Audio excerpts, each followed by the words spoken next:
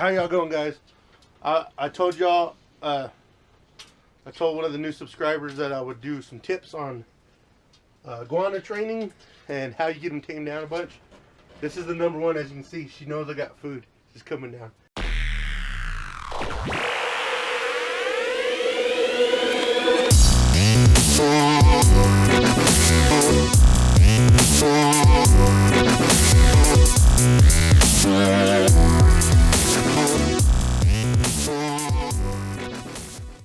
This is the number one way of taming down your iguana. Hand feeding. It's easier to do when they get a little. Come on. Come on.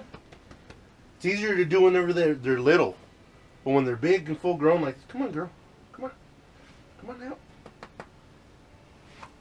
When they're said, it's easier to do when they're little, but when they're big like this, hand feeding is the way that you get them to trust you. As you see, she's doing her tongue licks. What are you doing? Eat your food. Eat your food. Hand feeding them is the way to get them to trust you a whole bunch. You want that? Come on. Eat your food, you brat. Eat your food. Food. Today she's got mustard greens, collard greens, bell peppers, which she didn't used to eat, but now she does. And I like bell pepper. You want that bell pepper? The way you get them to trust you guys is you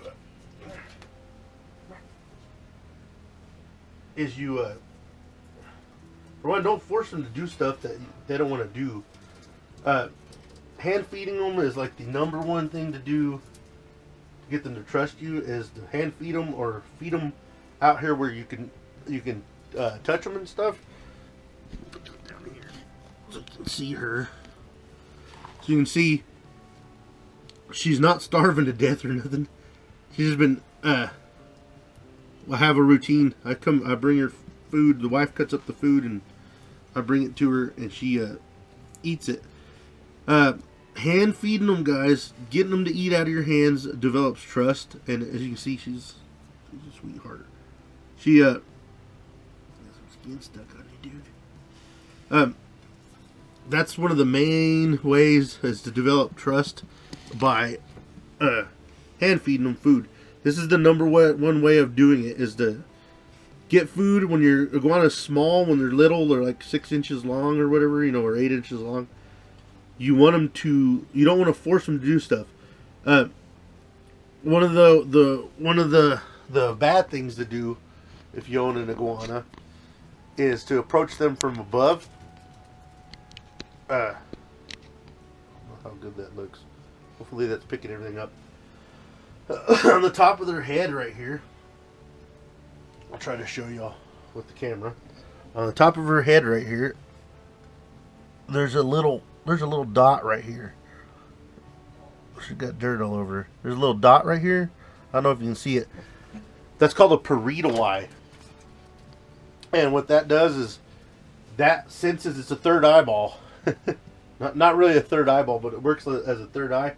It actually sees shadows and silhouettes and stuff. And where iguanas come from, they live in the trees above water. And there's large birds that actually eat iguanas. And they will fly overhead and swoop down and grab them, take them way up in the air and drop them from a great height. And whenever they hit the ground, it'll kill them, and then they'll go down and eat them. The parietal eye senses stuff above it. So the number one thing when you go to pick up your iguana, a lot of people don't realize this, is if you approach them from the top of their head, it's instinct for them to try to attack whatever it is or run away. And when they're babies, they'll usually just run away. They'll get enough distance where they can tell with them. Other than that, guys, hand feeding them develops trust, and then eventually they'll come out like she did. She came down here because she knew I was going to feed her, and she got ready to come out. They'll come down, they'll trust you. And you do like this, like I'm doing right now. You can feed them their food, and then while they're eating, sit there and pet them, let them know that you're not going to do nothing. Another thing that you don't want to do with iguanas, they don't much like you messing with their tails. You notice whenever I go down here, see how she's getting kind of riled up there? She doesn't want to mess with her tail.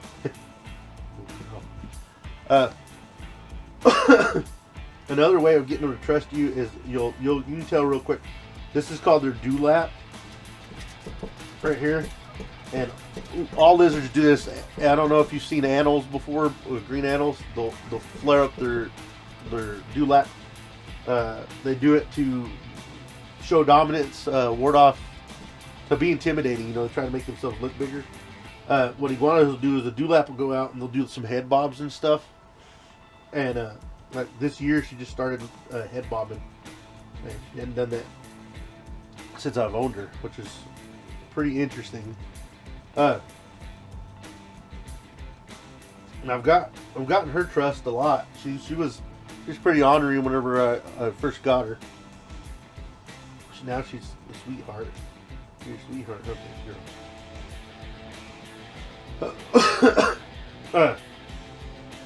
That's the first thing you want to do with any animal is develop trust. She trusts me. If the kids are in here, she doesn't much care for the kids. I think part of that is to do with her old owner had children. I think when she was in the birdcage, I think they went and teased her and stuff. So when she sees the kids, she doesn't seem to be too fond of them. Said hand feeding, developing trust. You want the animal to come to you. You don't want to go to them. A lot of the stuff I see online, I disagree with. As you can see, she don't show hardly. Well, she doesn't show any aggression to me. At me. She's a pretty good lizard. I don't agree with some of the stuff like taming down iguanas to get them to hold you. There's a few people out there that will get a towel and throw a towel over these guys and hold them and force them to be held. That's not the way to do it with any guys, any animal, guys. That pretty much the animal is just going to be like, oh well, they grab me, and then eventually they're just going to be like, oh well, they got me, they're going to hold me. They're not doing it of their own free will. They're like giving up. No, they're like, he's going to, get me anyway, so I'm just going to sit here, be still. That's not because the animal wants to be held. It's because the animal gave up and said, oh well, he's going to grab me anyways. In my opinion, if you want an animal that trusts you, that is not the way of doing it. I would not recommend grabbing them and making them do what they don't want to do. She has gotten out and acted crazy.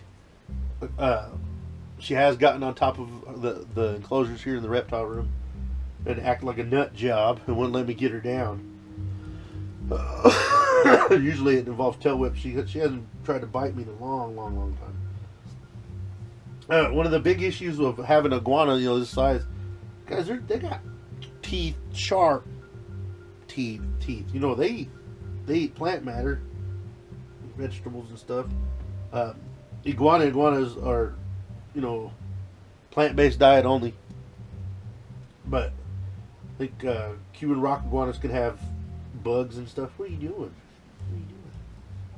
You're looking over there at that area over there, huh? Come on, let's get back in the cage. Come on.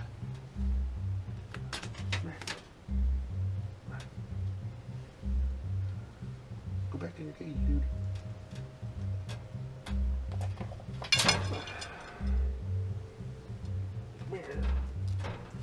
Another thing about these large iguanas is they have huge nails, guys. Real sharp nails. Here, I'll get your food and put your food in there. She wants to go jump on the bed. They have huge, sharp nails, and I haven't cut her nails right here.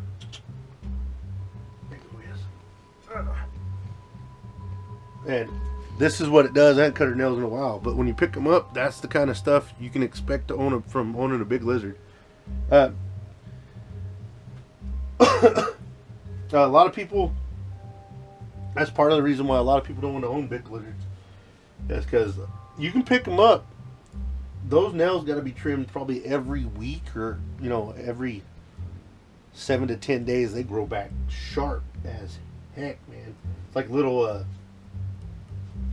ice picks trying to get you. You gotta learn. You gotta let the animal learn to trust you before you can expect it to act kind of tame. Good girl. Good girl. And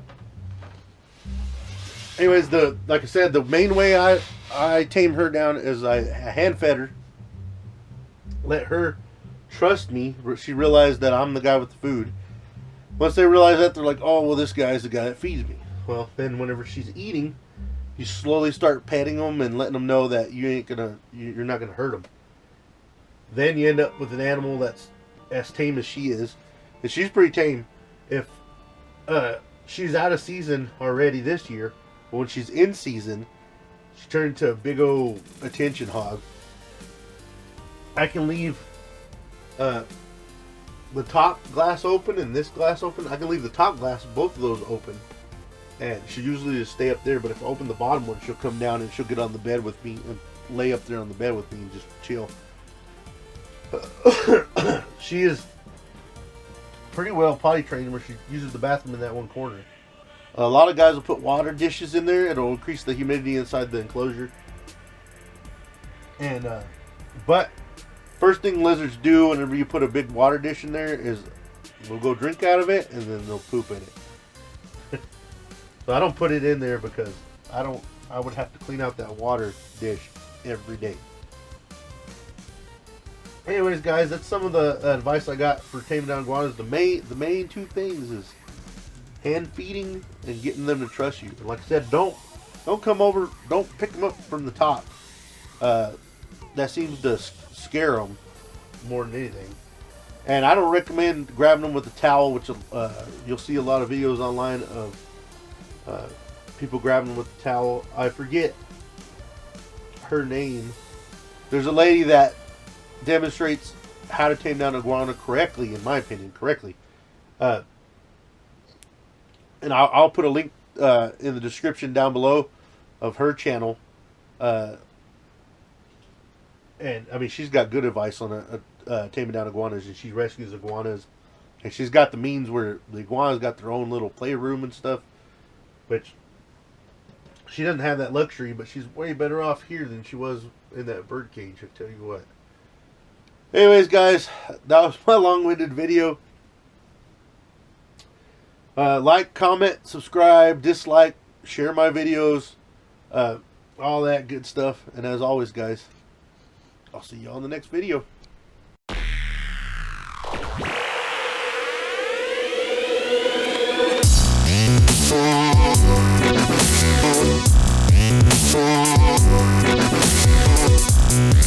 Yeah.